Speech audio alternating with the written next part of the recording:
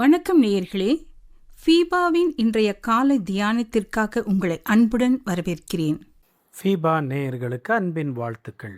இந்த நாளிலே சங்கீதம் 119, 90, 91 வசனங்களை நாம் தியானிக்கலாம். உம்முடைய உண்மை தலைமுறை தலைமுறையாக இருக்கும். பூமியை உறுதிப்படுத்தினீர், அது நிலைத்திருக்கிறது.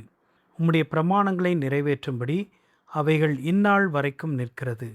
சமஸ்தமும் உம்மை சேவிக்கும்.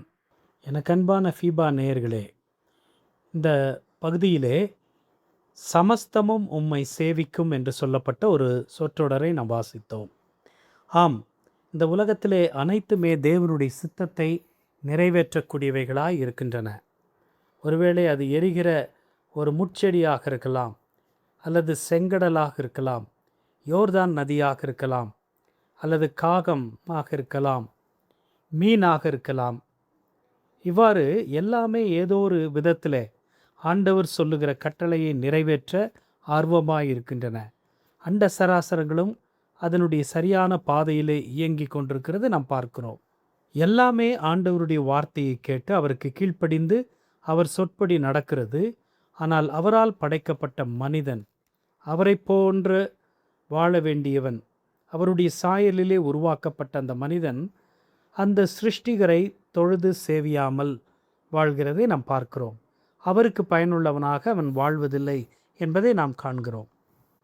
நாம் வேதத்தை வாசிப்பது அதிலிருந்து தகவல்களை பெற்றுக்கொள்வதற்காக அல்ல, அதற்கு மாறாக ஆண்டவர் கொடுக்கிற ஆலோசனைகளை பெற்றுக்கொள்ளத்தக்கதாகத்தான் நாம் வேதத்தை வாசிக்கிறோம் என்று சொல்லி ஒரு தேவபக்தன் கூறுகிறார். வேதத்தை பற்றிய அறிவுக்காக அல்ல, ஞானம் அதை பெற்றுக்கொள்வதற்காக நாம் வேதத்தை வாசிக்கிறோம். நாம் எதை அறிந்திருக்கிறோமோ அதை எப்படி செயல்படுத்த வேண்டும் என்கிற அந்த நடைமுறைப்படுத்தக்கூடிய பகுதிதான் ஞானம் என்று சொல்லி நாம் அறியலாம். 91 வசனத்திலே உம்முடைய பிரமாணங்களை நிறைவேற்றும்படி அவைகள் இந்நாள் வரைக்கும் நிற்கிறது, சமஸ்தமும் உம்மை சேவிக்கும் என்று பார்த்தோம். 92 வசனத்திலே உமது வேதம் என் மன மகிழ்ச்சியாக இராதிருந்தால் என் துக்கத்திலே அழிந்து போயிருப்பேன் என்று சொல்லுகிறார். வேதம் என்னுடைய மன மகிழ்ச்சியாக இருக்க வேண்டும். ஒவ்வொரு நாளும் வேதத்தை வாசிப்பது எதற்காக? கடமைக்காகவா, அல்லது அது நம்மை மனமகிழ்வடைய செய்கிறது என்பதற்காகவா? இருதயத்தின் ஆழத்திலே வேத வசனத்தை நாம் ஏற்றுக்கொண்டு அதை தியானிக்கும் போது நமக்குள்ளே மனமகிழ்ச்சி உண்டாகும், சந்தோஷம் உண்டாகும், நமக்கு தேவையான ஆலோசனைகள் கிடைக்கும், நம்மை வழிநடத்தக்கூடிய பாதை நமக்கு தென்படும் என்று சொல்லி நாம் பார்க்கிறோம். 91 வசனத்திலே உம்முடைய பிரமாணங்களை நிறைவேற்றும்படி என்று சொல்லுகிறார். நிறைவேற்றக்கூடிய மனம் அந்த சங்கீதக்காரருக்கு இருந்திருக்கிறது. 92 என் மனமகிழ்ச்சி என்று சொல்லுகிறார். 93 தேவனுடைய வசனம் என்னை உயிர்ப்பிக்கிறது என்று சொல்லுகிறார். அவைகளால் நீர் என்னை உயிர்ப்பித்தீர் என்று பின்பகுதியிலே சொல்லுகிறதை நாம் பார்க்கிறோம். அதே போல் 93 வசனத்திலே நான் உம்முடைய வேதத்தை மறவேன் என்று சொல்லுகிறார். அதாவது நான் ஒருபோதும் உடைய கட்டளைகளை மறக்க மாட்டேன் என்று சொல்லுகிறார். 94 வசனத்திலே உம்முடைய கட்டளைகளை ஆராய்கிறேன் என்று சொல்லுகிறார். ஆராய்ந்து பார்ப்பது என்பது வேத வசனத்தை ஆழமாக வேரூன்றி படிப்பது, திரும்ப திரும்ப வாசிப்பது, அதனை மனதிலே வைத்து தியானிப்பது என்று நாம் எடுத்துக்கொள்ளலாம். 95 வசனத்திலே நாம் பார்த்தால் சிந்தித்து கொண்டிருக்கிறேன் என்று சொல்லுகிறார். தொடர்ந்து சாட்சிகளை சிந்தித்து கொண்டிருப்பது அல்லது வேத வசனங்களை சிந்தித்து கொண்டிருப்பது என்பது தியானிப்பதற்கு இணையானது என்பதை நாம் அறிந்து கொள்ளலாம்.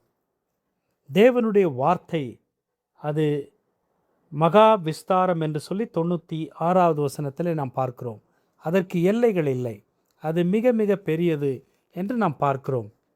எனவே இப்பேற்பட்ட காரியங்களெல்லாம் வேத வசனத்திலே இருக்கிறபடியால் சங்கீதக்காரர் சொல்லுகிறார், நான் உம்முடைய வேதத்தை என்னுடைய வாழ்க்கையிலே தொடர்ந்து தியானிப்பேன் என்று சொல்லுகிறார்.